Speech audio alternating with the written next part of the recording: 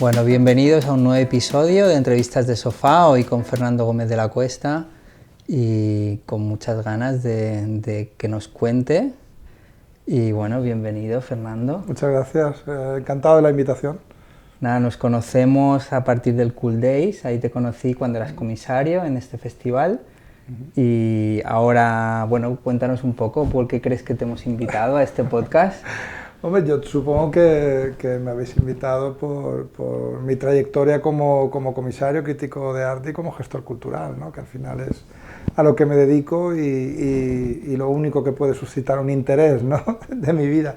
Entiendo que debe ser por eso. Sí, nos conocimos en los Cool Days. La verdad que para mí los Cool Days ha sido de los proyectos más enriquecedores que he tenido, porque era un proyecto que se hacía en mi pueblo, allí donde yo vivía, allí donde son mis hijos, y que además hacíamos con artistas no solamente de primer nivel, sino esos artistas que hacen que todo lo que ocurre a su alrededor tienda a la reflexión, ¿no? Son gente que mete el dedo en las llagas, que hace que giremos nuestra mirada hacia determinados sitios, y hacerlo en el contexto en el que uno vive, pues siempre tiene ese doble estímulo, ¿no? Porque al final esas piezas, esa semilla que siembran los artistas, pues va creciendo a lo largo del tiempo, la gente va recordando aquellas intervenciones, aquellas acciones que hicimos, y todavía las sigo comentando con algunos compañeros o amigos que nos encontramos en el pueblo, nos tomamos un café y todavía recuerdan, ¿no? Aquellas piezas.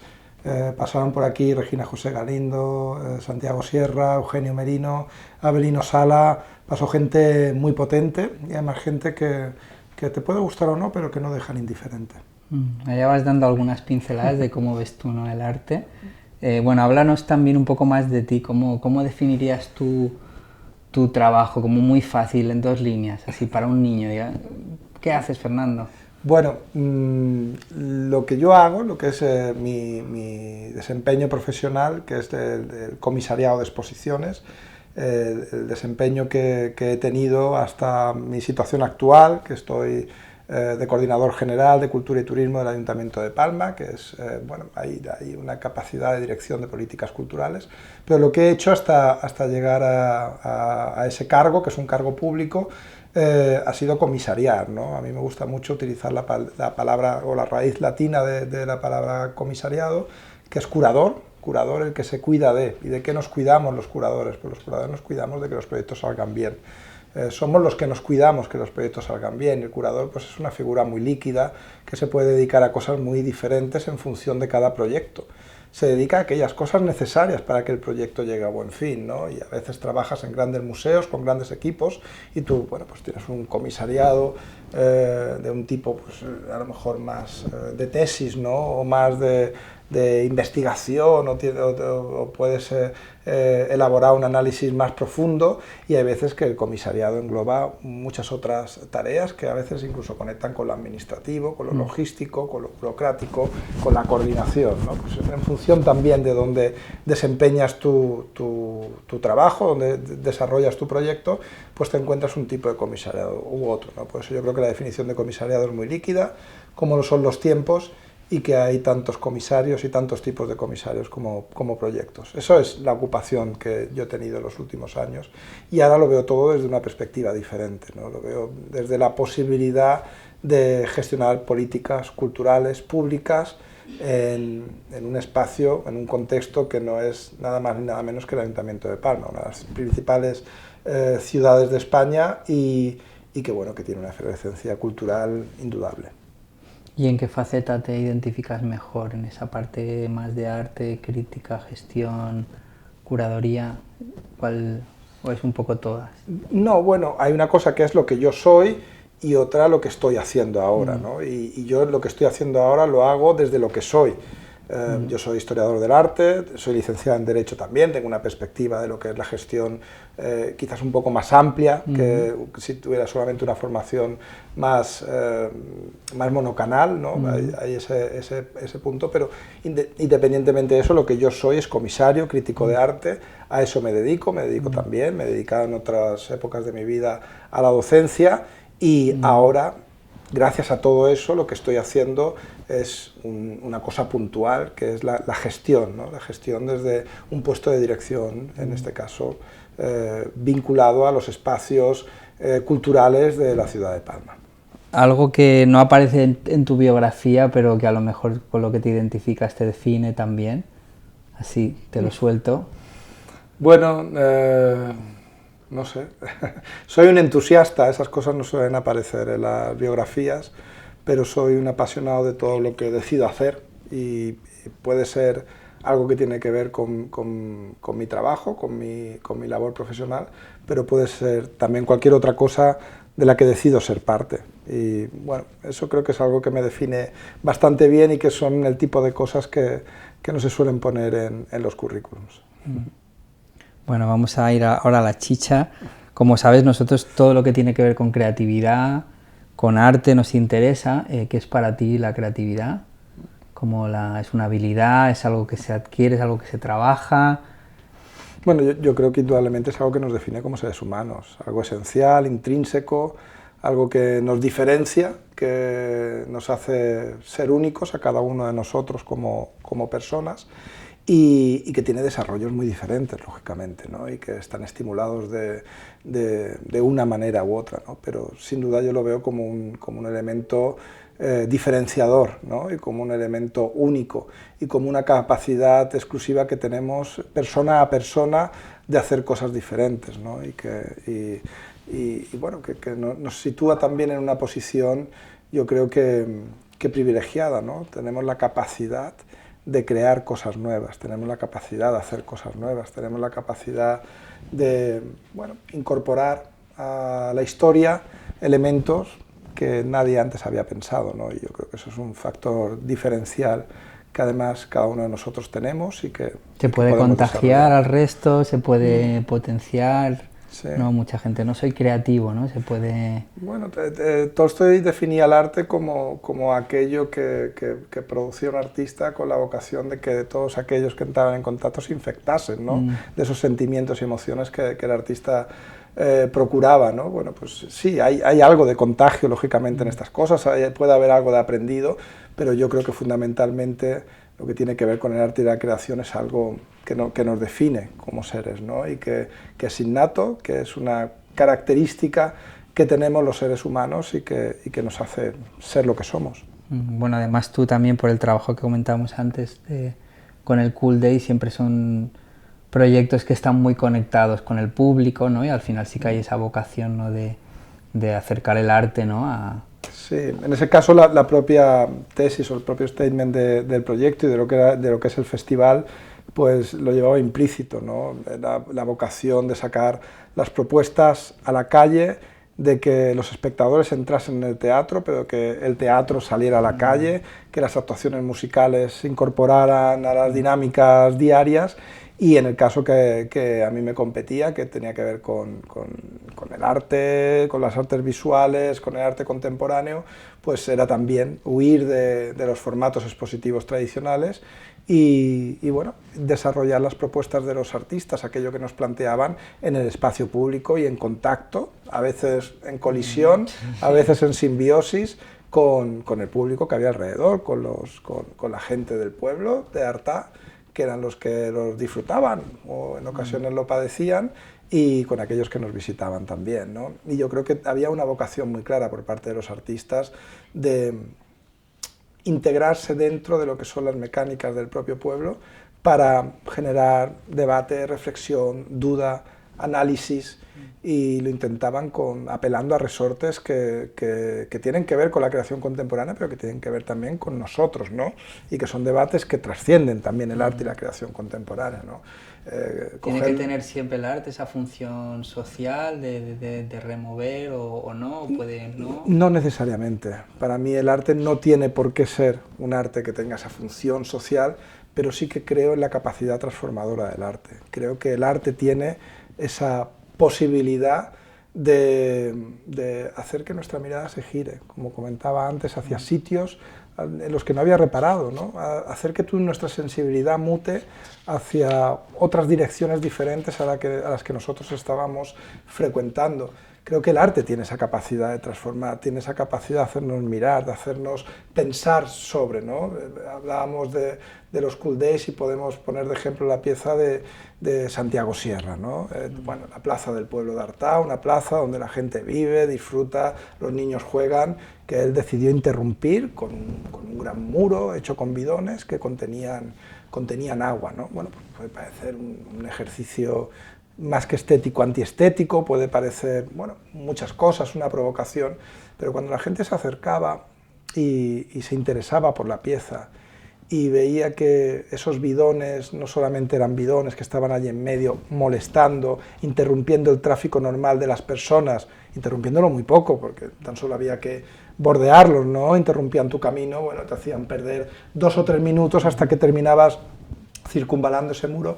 Cuando empezaban a interrogarse sobre eso y veían que lo que había dentro no era agua, sino que era mar Mediterráneo, y veían la analogía entre ese gran muro que es el Mediterráneo para muchos, y ese muro que estaba molestándoles a ellos, ¿no? En su discurrir diario, pero molestándoles apenas unos minutos, o estéticamente en una plaza que ellos conocían de otra manera, pues bueno, de repente había como un parón en aquello que quizás pensaban decir antes de conocer ese dato, y les costaba mucho entrar en crítica, porque era una pieza bastante inopinable, ¿no? O sea, al final es una metáfora bastante evidente de ese muro que en muchas ocasiones acaba con las ilusiones e incluso con las vidas de mucha gente que quiere ir hacia otro lado y no puede salvarlo, y nosotros nos vamos a quejar al final porque era un muro que interrumpía durante una semana pues el discurrir habitual, ordinario, que tenían nuestras vidas en un pueblo bien tranquilo y bien cómodo como es Artao.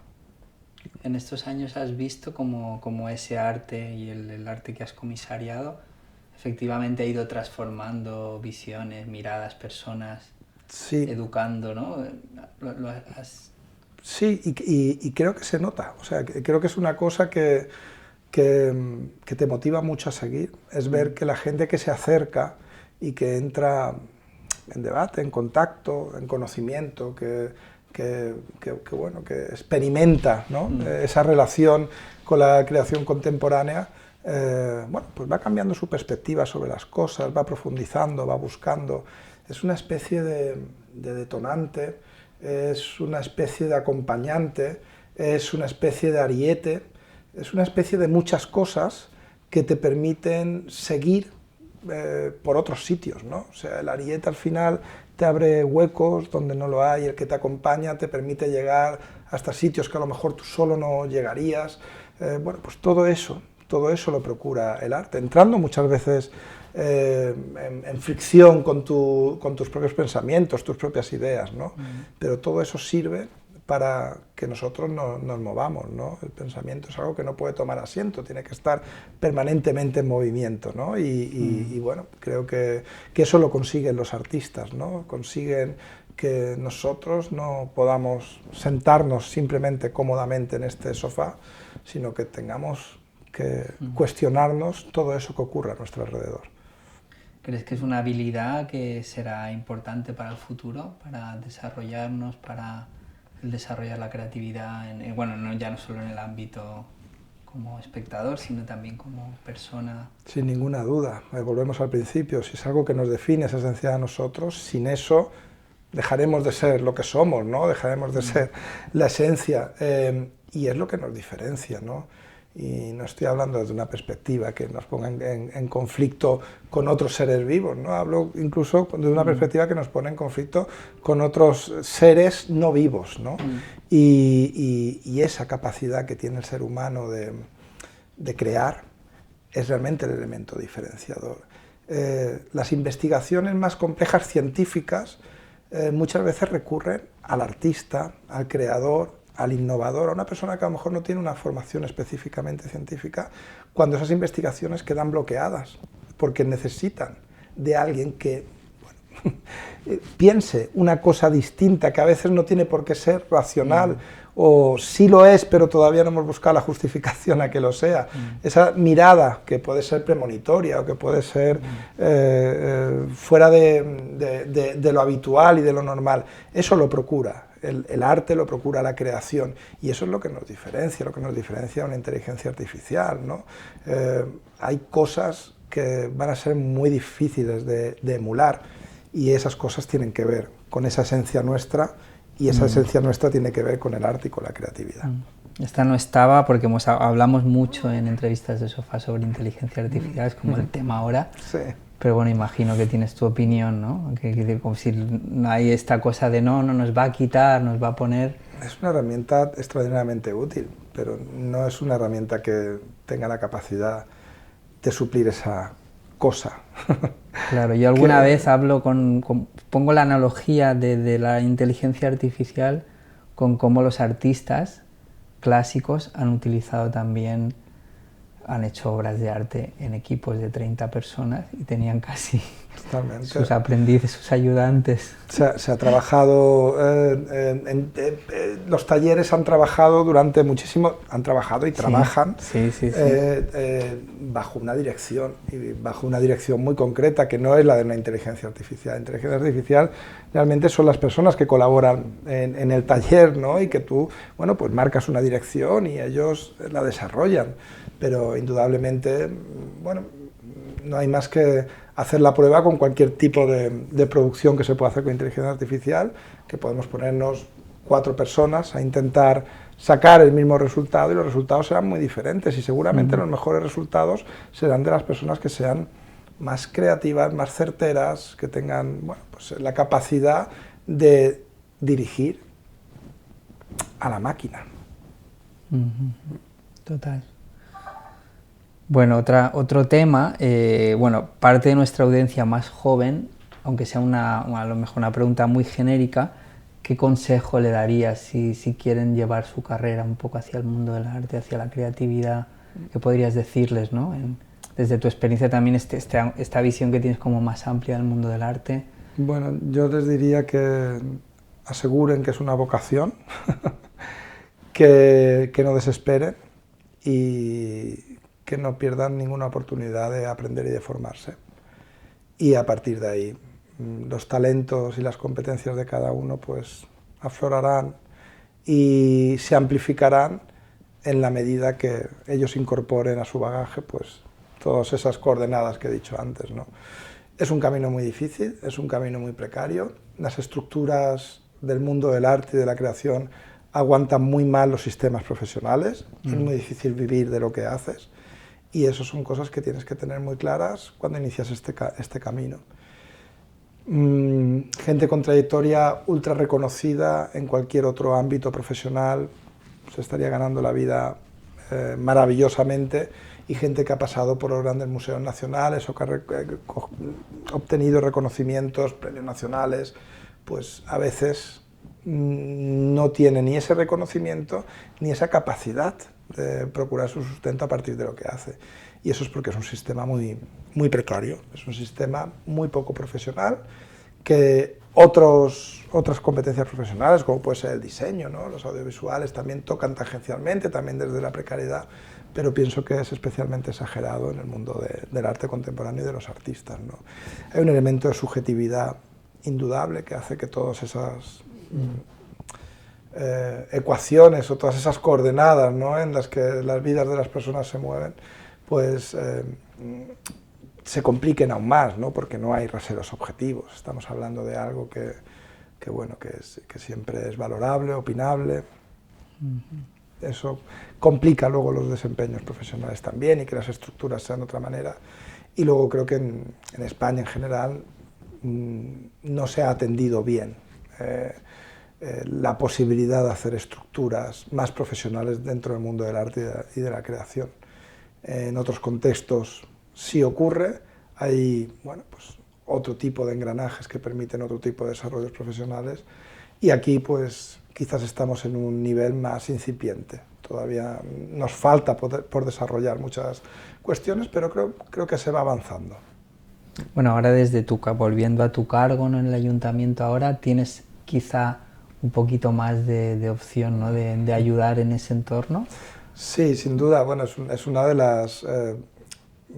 los motivos fundamentales por asumir un reto como este, ¿no? La posibilidad de intentar aportar aunque sea bueno, de una manera muy humilde y muy modesta, incorporar un cambio a mejor en esas condiciones que tienen los artistas, que tienen todos los agentes que están vinculados a un proyecto expositivo, a un proyecto de investigación, a un proyecto editorial, a todo aquello que tiene que ver con el arte y la cultura. Desde allí coordinamos teatros, coordinamos conciertos de música, la banda municipal, bibliotecas municipales. Realmente hay una estructura que permite programar toda la ciudad y que te permite también, bueno, generar esos soportes para que la creación del contexto, en este caso, se produzca, se desarrolle, también se visibilice y que lo hagan en unas condiciones por lo menos dignas, ¿no? Yo creo que eso es un motivo fundamental de aceptar un cargo como el que tengo, porque no basta solo con estar sentado en el sofá hablando de la deontología, sino hay que meterse también en la ontología, ¿no? Y amasar todo aquello que es lo que realmente sucede y lo que realmente está ocurriendo, e intentar cambiar las cosas que consideramos que no se producen de la manera más conveniente. No, está bien. Además, a mí yo considero que con un cargo como el tuyo, que además tenga ese bagaje, ¿no? Que sabes muy bien de lo que estás hablando, ¿no? Bueno, yo sabes muy bien de lo que estás... Muy agradecido al equipo de gobierno, al alcalde, al regidor de Cultura, porque han confiado en perfiles técnicos para algo que realmente es muy especializado, ¿no? Que es la cultura, ¿no? Es difícil gestionar la cultura sin conocer la cultura. A lo mejor hay otros ámbitos que se puede ser un gran gestor, ¿no? Pero es demasiado especializado y requiere quizás de un conocimiento y una formación previa para poder gestionar luego todo lo que es la cultura de una ciudad y unos presupuestos como son los de la ciudad de Palma de una manera eficiente, ¿no? Y yo creo que ahí, ¿qué voy a decir yo, ¿no? Claro. Que he sido la persona invitada por ellos a participar en su equipo, pero creo que es un gran acierto el recurrir a perfiles técnicos, y no siempre ocurre. Muchas veces pues son perfiles más políticos los que alcanzan este tipo de coordinaciones generales o direcciones generales, y desde el equipo de gobierno actual pues se hizo una apuesta decidida por perfiles técnicos y más profesionales, y yo creo que es un acierto. Sí, yo también estoy de acuerdo. Bueno, iremos haciendo, ¿no? Iremos mirando qué tal. Bueno, yo ahora te diría, un poco cambiando de tercio, que si hicieras la vista atrás y pudieras hablar con tu Fernando adolescente, ¿qué le podrías decir, ¿no? Después de todo este bagaje que hemos visto, todo este trabajo de estos años. Pues creo que lo mismo que le diría a los artistas jóvenes que empiezan a manifestar vocación, y es que no hay que desesperar, hay que estar tranquilos y trabajar y formarse mucho. Creo que las grandes llaves o las grandes herramientas son la formación, la experiencia y la calma. ¿Y a ti tú eras bastante impaciente tú cuando eras más joven? No lo he sido nunca especialmente, pero sí que ocurren cosas a lo largo de tu vida que hacen que tengas por lo menos la duda de si el camino por el que has optado es el bueno. No me considero una persona especialmente nerviosa, ni me considero una persona especialmente impaciente, pero sí que es verdad que el recorrido dentro de las estructuras del mundo o del tejido, por emplear una palabra que a lo mejor se vincula más a la cultura, dentro del tejido cultural, son caminos largos y son caminos precarios. No caminas sobre un camino de baldosas de oro, sino que más bien caminas sobre una tela de araña que tiene muchos agujeros y que en muchas ocasiones es pegajosa, y por la que no es tan sencillo avanzar, porque la propia estructura económica que rodea esto, que al final es un sector profesional como es otro cualquiera también, para los que nos dedicamos o nos hemos dedicado profesionalmente a la cultura, como gestores, como comisarios, como críticos, como artistas, pues bueno, no tiene ese apoyo, esa estructura tan sólida que te permita avanzar sin las dudas que te genera pues esa precariedad, ¿no? Al final pues cada uno decide cómo organiza su vida, si eres o no padre de familia, si tienes hijos a tu cargo o no los tienes, y bueno, todo eso son condicionantes que en ocasiones pueden hacerte dudar, ¿no?, sobre un camino que es lo que comentamos, ¿no? Quizás muchos de nosotros con trayectorias similares en cualquier otro sector, en cualquier otro tejido, tendríamos otro tipo de situación, ¿no? Pero bueno, es así, es un camino largo, no hay que desesperar, hay que ser constante y hay que formarse. Nunca me he arrepentido de nada de lo que he aprendido, incluso lo malo, ¿no? Y creo que eso es algo que hay que transmitir muy bien a las nuevas generaciones que quieren dedicarse a esto, pero también a tus propios hijos, ¿no? Que las cosas que crecen bien, crecen siempre desde la calma, desde la profundidad y el rigor. Y estamos en unos tiempos y en unas generaciones y que te afectan también a los sistemas profesionales y afectan también a la creación y al mundo del arte, que surfean, ¿no? Que todo es epidermis, es muy superficial, los tiempos de atención son muy cortos, los tiempos para profundizar son muy cortos, los éxitos se tienen que lograr muy rápido y lo decía la Mara Rodríguez, ¿no?, lo fácil que ligero.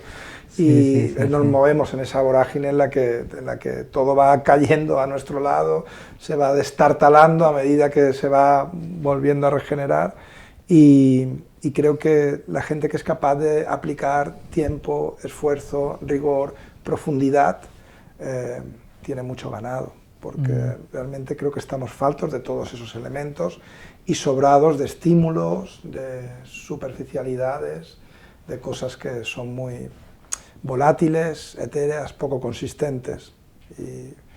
Y bueno, creo que quizás esa también es un buen consejo para el artista que empiece, que no piense que ningún tiempo invertido en su trabajo es perdido. Sí, totalmente. Sí, yo creo que la constancia es algo muy, muy potente y que hay que trabajar. Y cada vez más escaso. Sí, yo recuerdo que en Bellas Artes, claro, yo hice Bellas Artes, tocábamos varias técnicas, pero claro, los profesores nos decían, si quieres ser pintor, pásate la vida pintando, no vas a aprender en 5 años, ni en 10, ni en 20, ¿no? Efectivamente, sí, ¿no? Sí, esto hoy no es muy actual esto. Hoy algo que te dicen, no, vas a estar toda la vida aprendiéndolo. Cierto. Te dicen... conseguimos muy fácil lo insustancial. Y dentro de esa facilidad en la que conseguimos todo aquello que pensamos que es importante pero que realmente no lo es, pues nos movemos y podemos incluso sentirnos satisfechos. Pero claro, cuando tropiezas con las primeras dificultades, que no tienen que ser problemas, simplemente son dificultades, pues has perdido el hábito de saltar la valla, ¿no? Has perdido el hábito de escarbar por debajo de la roca para ver si puedes, has perdido el hábito de empujar fuerte para mover el obstáculo, has perdido todos esos hábitos que te implican un esfuerzo. Y eso lo vemos nosotros en las generaciones que tenemos por debajo, ¿no? Yo en mi caso, hijos, o en artistas también, o cuando he estado en el ámbito formativo con ADEMA, que estuve justo antes de dar el paso a la coordinación general como profesor de la Escuela Universitaria de Bellas Artes con ellos, y tuve la ocasión de empezar, ¿no?, ese proyecto desde el inicio y ver qué diferentes son los alumnos con los que yo construía ese primer año de Escuela Universitaria de Bellas Artes a aquellos alumnos con los que yo me relacioné cuando también estudiaba, ¿no? Claro. Las formas de hacer, las formas de pensar, la capacidad que tienen, que es completamente poliédrica, es esférica, ¿no? O sea, ellos son como algo que mira para todos lados a la vez, ¿no? Y nosotros éramos más parecidos a esto que llevan los caballos, ¿no? Que teníamos que focalizar mucho más para conseguir los resultados. Bueno, entre una cosa y otra, que todas tienen sus virtudes y sus defectos, pues se han ido perdiendo cosas importantes también, pero también se han ido ganando otras, ¿no? Esa capacidad multitarea, esa capacidad de ver diferentes perspectivas, de no aceptar la norma, el dogma, el camino marcado, ¿no? Todo eso sucede porque son gente con una extraordinaria capacidad de elección delante de ellos. Ellos van a ver la tele y no la ven la tele, ¿no? Bueno, consumen audiovisuales de 1000 maneras diferentes, por 1000 canales diferentes y lo eligen a cada momento. Nosotros teníamos 3 conductos para conseguir ese tipo de información, ese tipo de ocio, ese tipo de... Y claro, eso cambia mucho, son personas que están continuamente decidiendo, ¿no? Y decidiendo. Pero es verdad que se ha perdido la profundidad, ¿no? Se ha perdido el detenimiento, se han perdido muchas cosas. Parece que estar parado, quieto y pensando es... Y hablando. Productivo, hablando, conversando. Hablando, por ejemplo. Pues, este agujero negro que tenemos en la mano absorbe absolutamente toda nuestra atención, tiene un verdadero poder, ¿no? Y nos desvincula completamente de todo lo que tenemos alrededor. Eso es cierto. Hemos perdido también esa capacidad de hablar. Y es algo que va a traer consecuencias. O sea, todo esto que estamos hablando, nosotros todavía no lo hemos analizado en profundidad con los que ahora son niños, ¿no? Pero evidentemente ni su manera de relacionarse, ni su manera de elaborar proyectos, ni su manera de vivir va a tener que ver con eso que hemos vivido nosotros, porque ellos son diferentes. Es así. Bueno, hablemos de referentes, algo que quieras dejarnos, aportarnos, un libro, artista, película, algo que digas. Pues, difícil. Sí, difícil quedarse con uno. O bueno, varios. Voy a hacer una cuña publicitaria. Venga. Ahí está. Sí.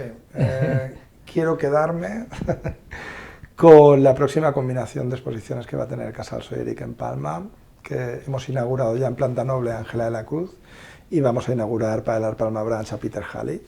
Son 2 exposiciones individuales que te podrías encontrar en museos de referencia de cualquier lugar del mundo y que los vamos a tener convergiendo en el Casal Soyeric. Y bueno, a mí eso me satisface especialmente ver el cambio que ha sufrido el Casal Soyeric, cómo hemos triplicado el número de visitas mensuales a la casa, cómo la casa está viva, cómo tiene una programación muy activa, la tiene de mucha calidad y la tiene de una calidad internacional, como es el caso de Ángela de la Cruz, que es una artista, bueno, es premio nacional, única española finalista del premio Turner, Peter Halley, que te lo puedes encontrar en los grandes museos del mundo, pero siempre mezclado también con el talento del contexto, ¿no? Intentando que todo eso, como decía Tolstoy, no se infecten los unos a los otros y vayan creciendo semillas, ¿no? Han pasado Ventallol, Tomé Ventallol,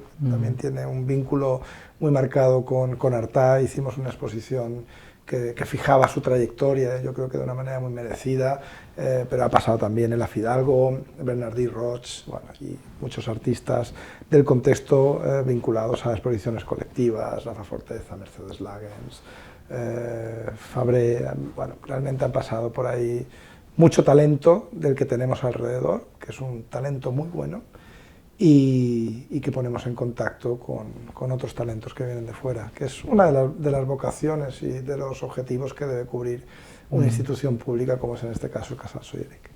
Muy bien, a ver, las cifras también son un reflejo del éxito y triplicar no es nada fácil. No es nada fácil, o sea tengo que reconocer que veníamos de resultados muy bajos, entonces hemos subido mucho de algo que era muy escaso, es la realidad.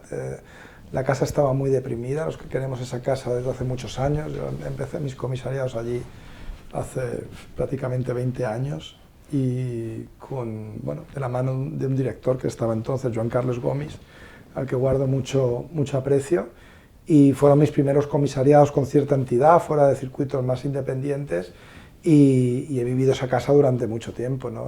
Y sentía pena por ver el estado, ¿no?, de depresión que tenía el Casal Soyeric, ¿no? Hablemos del edificio, no hablemos de nada más. Y poder cambiar eso, que eso es otra de las capacidades transformadoras que tiene el arte, es llenar esa casa de artistas, es llenar esa casa de talento, de creación, llenar esa casa de vida y hacer que ese edificio que estaba deprimido pues brille de una manera que hacía mucho tiempo que no brillaba, si es que en algún momento brilló de la manera que lo está haciendo ahora. Y el Solleric no es una anécdota, el Solleric realmente es el corazón que bombea cultura en medio de la ciudad, es un órgano vital, y lo necesitamos vivo y bombeante, ¿no? Y eso es lo que estamos intentando hacer, de la mano de un equipo excepcional, porque la verdad que me he encontrado allí gente que ha venido justo ahora para esta nueva etapa, que está trabajando de una manera admirable y que está haciendo las cosas muy bien, de manera muy profesional, y organizando exposiciones que podrían estar en un gran museo sin a lo mejor ser nosotros ese espacio referencial a ese nivel, ¿no? de museo internacional. Nosotros somos un centro de arte y tenemos los límites propios de estar vinculados a un negocio del ayuntamiento, ni siquiera somos fundación. Pero bueno, se está trabajando muy bien y estamos muy satisfechos con todo lo que ocurre. Yo estoy muy satisfecho con toda la gente que está trabajando allí, igual que estoy muy satisfecho con los equipos de Can Balaguer, los teatros municipales, la banda municipal, el archivo, bibliotecas. Bueno, realmente es un trabajo apasionante. A los que nos gusta la cultura, tener la posibilidad de coordinar la cultura de una ciudad y con todos esos equipamientos es algo que emociona. Qué bien. Bueno, ¿cómo podemos más tirar del hilo, conocer dónde te encontramos, dónde estás, dónde te muestras? Ahora mismo comparto mi tiempo entre el Casal Solleric, que normalmente estoy allí cuando estoy trabajando para la parte de artes visuales, todo lo que tiene que ver con la programación de artes visuales, y Can Oms, que está en Carrer Almudaina, justo detrás de Cort, es el palacio que está detrás de Cort, que allí estoy normalmente cuando estoy trabajando más temas de la coordinación general del área de cultura y turismo, y que es la ocupación fundamental de mi tiempo. Y allí, bueno, pues puertas abiertas para todo el mundo que quiera visitarme. De hecho, me encuentro con mucha gente cada día. Hoy esta entrevista, que es como un remanso de paz, viene después de 8 reuniones consecutivas que hemos tenido allí, todas muy interesantes también, y con agentes muy valiosos de la cultura, del contexto, y con los que seguro que saldrán proyectos interesantes, pero que bueno, que no deja de tener su punto de agotamiento, pero un agotamiento feliz. Y bueno, ahí estoy, y a la disposición. Te encontramos en Instagram, en LinkedIn. En Instagram también, con mi perfil personal, luego están los perfiles de las instituciones con las que estamos trabajando ahora desde el Ayuntamiento, Casal Solleric, Palma Cultura, Can Balaguer. Somos parte también de la Fundación Miró Mallorca, somos parte también de Esbaluarte, el Museo de Arte Contemporáneo, y también por la conexión que tiene el área de cultura y turismo. La coordinación que yo desempeño es Coordinación General de Cultura y Turismo, pues también todos los perfiles de la Fundación Palma 365, Pasión por Palma, y bueno, allí intentamos dar difusión a los proyectos que desarrollamos y entrar en contacto con aquellos que así lo demanden. Bueno, muy bien, pues no sé si quieres añadir algo. Nada, que daros la enhorabuena por este proyecto, siempre precisamente hablando de eso, ¿no? De procurar espacios de tiempo y de profundidad, pues está muy bien que, aunque ha sido una conversación breve, pues haber podido disponer de este tiempo y haber podido hablar de cosas que a lo mejor de otra manera no hubiésemos conseguido hablar juntos, al menos tú y yo, ¿no? Sí, muy bien, pues nada, enhorabuena y gracias por venir. Nada, seguimos en contacto, ya sabéis que podéis suscribiros a estas entrevistas de Sofá y conocer más proyectos y más vidas y más personas como Fernando, y nos vemos en el próximo. Gracias. Muy bien, gracias a ti, encantado.